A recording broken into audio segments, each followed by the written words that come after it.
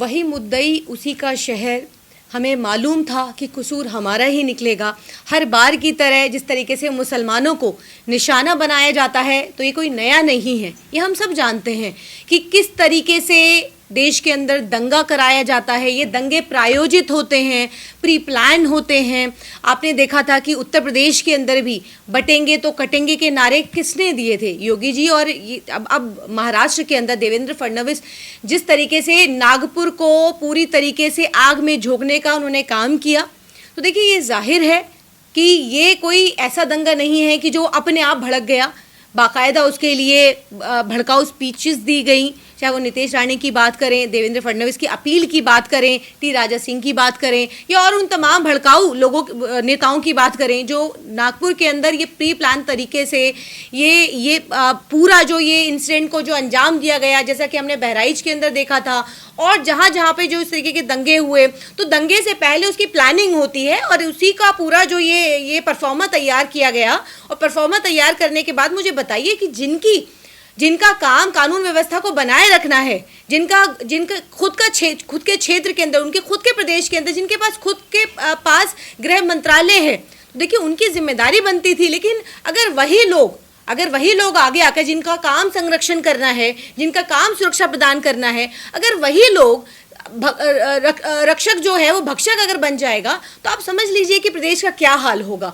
तो नागपुर के अंदर आपने पूरा ये जो दंगा आपने देखा, तो ये दंगा प्रायोजित दंगा था और ये पूरी तरीके से भाजपा, क्योंकि आप जिस तरीके से वीएचपी के लोगों ने, बजरंग दल के लोग इसके अंदर आगे कूद कर आकर के आते हैं और आने के बाद ये पूरा ये जो इंसिडेंट है उसको अंजाम, अगर आप देखिएगा कि एक चादर है हरे कलर की और हरे कलर की चादर पर कुरान की आयतें लिखी हैं, उसको जलाना, बार बार ये नैरेटिव बनाना कि औरंगजेब की कब्र को लेकर के विवादित बयान देना तमाम मीडिया चैनलों पर। तो ये बताया जा रहा है कि वो फर्जी वीडियो है, उसको आधार बनाया जा रहा है। नहीं, देखिए हम आपसे ये कहना चाहते हैं कि अगर आरएसएस या भाजपा को ये लगता है कि कोई मुसलमान औरंगजेब की या बाबर की इबादत करता है या उसका कोई समर्थक है या आइडल आदर्श मानता है, तो देखिए अपनी गलतफहमी दूर कर लीजिए। क्योंकि औरंगजेब की आप कब्र खोद दीजिए या आप उसकी कब्र को मिटा दीजिए, ये एक ऐतिहासिक धरोहर है। और ऐतिहासिक धरोहर जो कि आज़ादी के बाद से 2826 ऐतिहासिक ऐसी धरोहर थी जो एएसआई ने अपने संरक्षण में ली थी। 2014 में ये 3800 समथिंग कुछ हो गई। उसके बाद ये लगातार ये कुछ बढ़ी हैं धरोहर, क्योंकि ये जो धरोहरें हैं, इन धरोहरों को एएसआई देखती है। मैं कहना चाहती हूँ कि अगर आपको यही तो आरोप है कि औरंगजेब को आइडियल मान रहा है मुसलमान। कौन मान रहा है? देखिए नहीं, कोई नहीं मान रहा है आइडल। आप कैसी बात कर रहे हैं कि कोई नहीं मानता? आप मुसलमानों को कोई तकलीफ नहीं है। अगर आपको लगता है कि औरंगजेब की कब्र को हटा देने से, उसके मकबरे को हटा देने से देश के अंदर खुशहाली आ जाएगी, तो मुसलमान उसका वेलकम करता है। नहीं, कोई ऐसा नहीं करता। देखिए ये वो फ्रिंज एलिमेंट्स हैं जो इस तरीके का माहौल बनाने की कोशिश कर रहे हैं, इस तरीके का माहौल बनाते हैं। देखिए आप मुझे बताइए, कोई मुसलमान कुरान की कोई आयत को जला सकता है? बाकायदा आपको तो इतिहास तक नहीं मालूम। मैं कहना चाहती हूँ, एक फिल्म आई छावा, जिसको लेकर के जो वहाँ थिएटर के अंदर जो लोग जिस तरीके से हाय तौबा मचा रहे थे, देखिए पूछना चाहती हूँ उनमें से कितने लोगों को इतिहास मालूम है, या उन्होंने पढ़ाई की है, या स्कूल गए हैं, या अगर उन्होंने इतिहास पढ़ा है तो उनको मालूम है इतिहास क्या है? क्या औरंगजेब को जिस तरीके का क्योंकि औरंगजेब के लिए दो बातें कही जाती हैं। एक तरह से उसको ये कहा जाता है कि वो बहुत क्रूर था, लेकिन दूसरी तरफ उसको ये भी कहा जाता है कि वो क्रूर के साथ साथ वो धर्म को भी बहुत मानता था। और उसके दरबार के अंदर जितने भी आप उनके दरबार के अंदर जो राजपूताना जो लोग थे, राजपूताना शासक थे, वो सब उनके साथ थे। और ये भी कहा जाता है औरंगजेब के लिए कि उसने तमाम गाँवों को उसने वो चंदे दिए हैं, उन मंदिरों को चंदे दिए हैं, जो कि आज भी अगर हम सोमनाथ टेम्पल की बात करें, गुवाहाटी की उमानंद मंदिर की बात करें, ऐसे चित्रकूट के कई ऐसे मंदिर हैं और कई ऐसे आज भी जो मंदिर हैं जिनको औरंगजेब ने वो दान दिया और बड़ी मात्रा में दान दिया।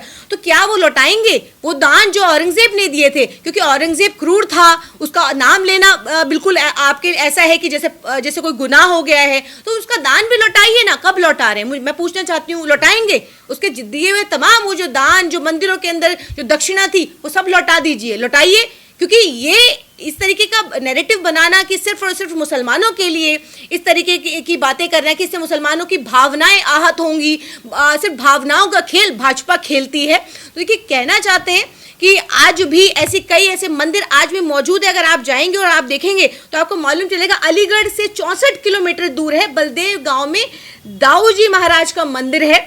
वहाँ वो बहुत प्रसिद्ध मंदिर है जिसमें औरंगजेब ने 5 गांव दान में दिए थे, और इन गांवों में सरकारी खजाने को मिलने वाला राजस्व आज भी मंदिर को दान में दिया जाता है।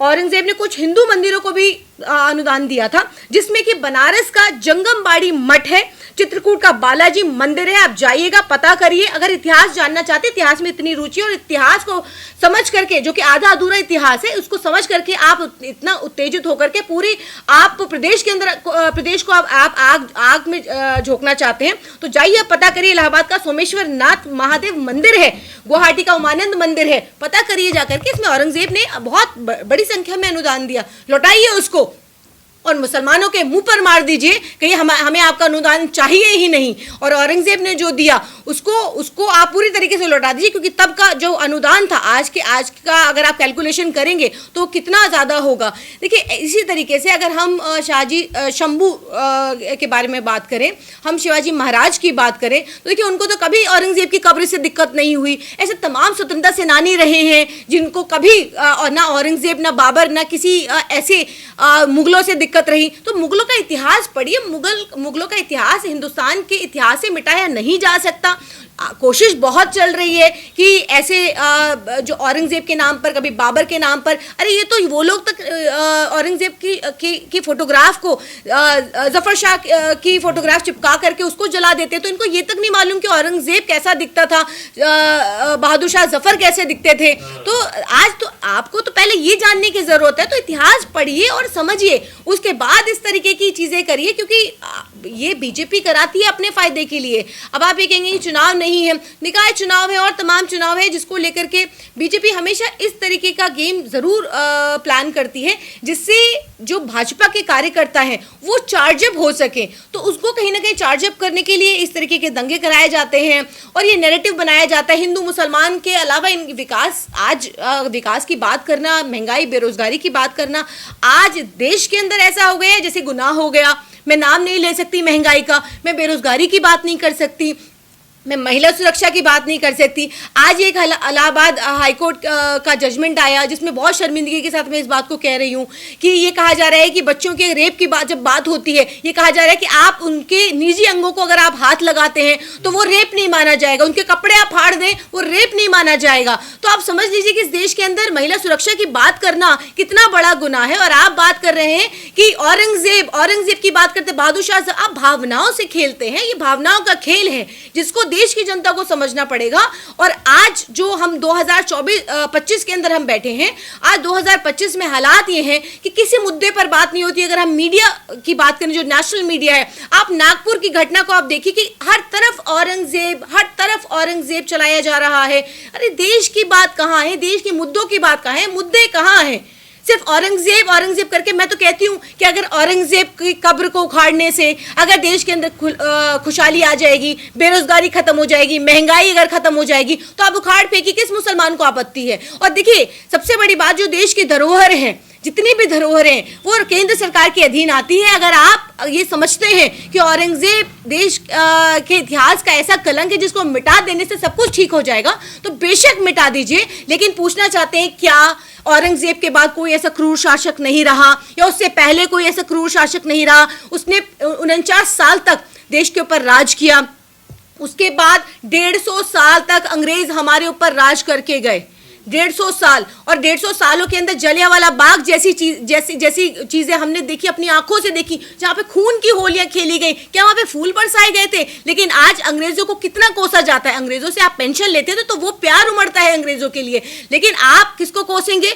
औरंगजेब को, क्योंकि फायदा कहाँ है, राजनीतिक फायदा कहाँ मिल रहा है, राजनीतिक लाभ आप सिर्फ और सिर्फ हिंदू मुसलमान करके उठाएंगे, इसलिए आप अंग्रेजों की बात नहीं करेंगे, आप ब्रिटिश इंडिया कंपनी की बात नहीं करेंगे, उन हमारे स्वतंत्रता सेनानी जिन्होंने अपने सर्वोच्च न्यौछावर कर दिया इस देश की आजादी के लिए, और हर धर्म के हर समुदाय के लोगों ने, आप वो बात नहीं करेंगे कि कितने लोगों ने कुर्बानी दी इस जो आज हम आजाद देश के अंदर हम बैठे हैं, इसके लिए कोई दर्द नहीं है, लेकिन अंग्रेजों के लिए आपके दिलों में मोहब्बत है, क्योंकि आपके पूर्वज अंग्रेजों से पेंशन लिया करते थे, उस पर पलते थे, तो आज ये उन्हीं की औलादे, उन्हीं के वंशज हैं, इसीलिए अंग्रेजों पर बात नहीं होगी, बात किस पर होगी, बात होगी औरंगजेब के ऊपर। तो जाहिर है द ग्रेट अशोका की अगर हम बात करें, कलिंगा युद्ध की बात करें, तो इतिहास पढ़िए, इतिहास पढ़ेंगे तो आपको समझ आएगा कि इससे पहले क्या हुआ है और उसके बाद भी कितने क्रूर ऐसे शासक रहे हैं जो सिर्फ और सिर्फ सत्ता और कुर्सी के लिए, जो कि आज भी हो रहा है। अगर आप ये कहेंगे तब कोई अपने बाप को मार देता था,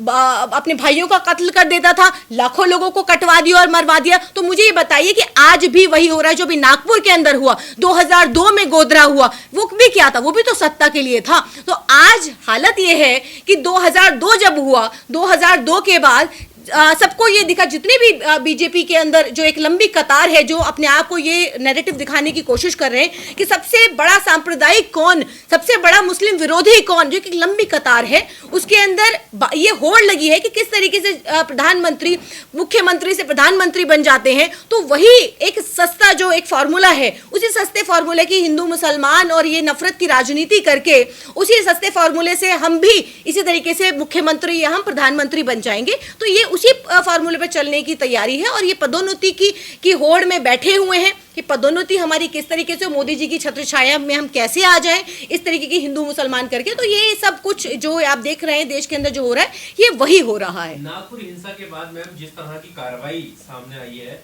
उसको लेकर आपका क्या कहना है? देखिए, कार्यवाही की अगर हम बात करें तो ये कोई ऐसी बात नहीं है कि जो हम जानते नहीं हैं, कि मैंने वही कहा ना कि वही उसी का शहर, वही मुद्दई, वही मुंसिफ, हमें मालूम था कि कसूर हमारा ही निकलेगा।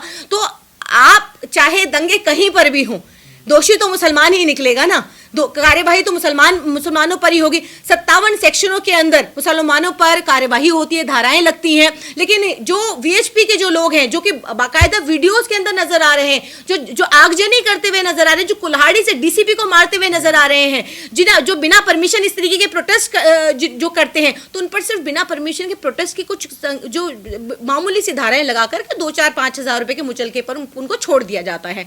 लेकिन उन लोगों का आज भी सालों साल से 4-5 सालों से आज भी जेलों के अंदर कुछ ऐसे मुसलमान बच्चे जो दिल्ली के अंदर जो CNRC अगर हुआ तो आपको शायद याद होगा, तो ऐसे कई जो प्रोटेस्ट हैं जिसमें आज भी वो लोग जेलों के अंदर सड़, उनकी जमानतें नहीं हो रही। जब इलाहाबाद हाईकोर्ट का जो जज था शेखर यादव, जब वो ऐसी संगीन मानसिकता के जज अगर कुर्सियों पर बैठे होंगे, तो आप समझ जाइए कि मुसलमानों को जमानतें कैसे मिलेंगी। उन पर संगीन धाराओं के अंदर किस तरीके से उनको प्रोवोकेशन किया गया और उसके बाद संगीन धाराएं लगाई गई। तो मुसलमानों के खिलाफ ये कार्यवाही होना, ये इस तरीके की कार्यवाही होना, तो देखिए ये कुछ नया नहीं है। हमें मालूम है कि रिएक्शन बार बार इस तरीके की चीज़ें करो कि मुसलमानों का रिएक्शन आए। किसी चीज़ से दिल नहीं भरा तो आपने कुरान की आयत वाली चादर जला दी ताकि मुसलमान किसी भी तरीके से रिएक्ट करे।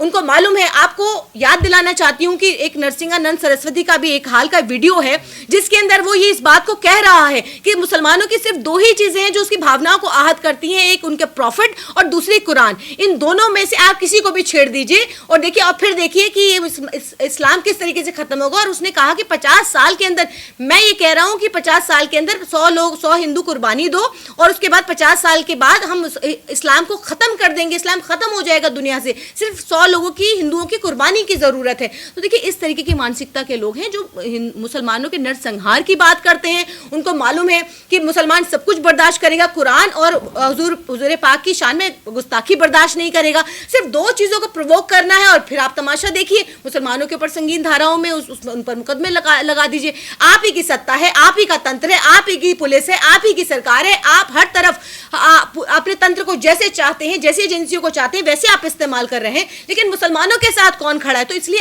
आज के वक्त में मुसलमान होना और खास करके हिंदुस्तानी मुसलमान होना ये आसान बात नहीं है। हम जानते हैं कि हम पर किस तरीके का खतरा मंडरा रहा है, हम जानते हैं कि हमारे साथ किस तरीके की खून की होलियां खेली जा रही हैं, हम जानते हैं कि हमारे साथ क्या सुलूक किया जा रहा है, लेकिन फिर भी देश के लिए जब जब जरूरत पड़ेगी, जहां जैसे भी जरूरत पड़ेगी, मुसलमान हर तरीके से अपनी जान न्यौछावर करने के लिए देश के हित में तैयार रहेगा और हमेशा तैयार रहेगा। लेकिन अगर कोई हमसे ये कहेगा, हमसे किसी भी तरीके का सर्टिफिकेट मांगेगा, तो वो बिल्कुल उसको नहीं दिया जाएगा।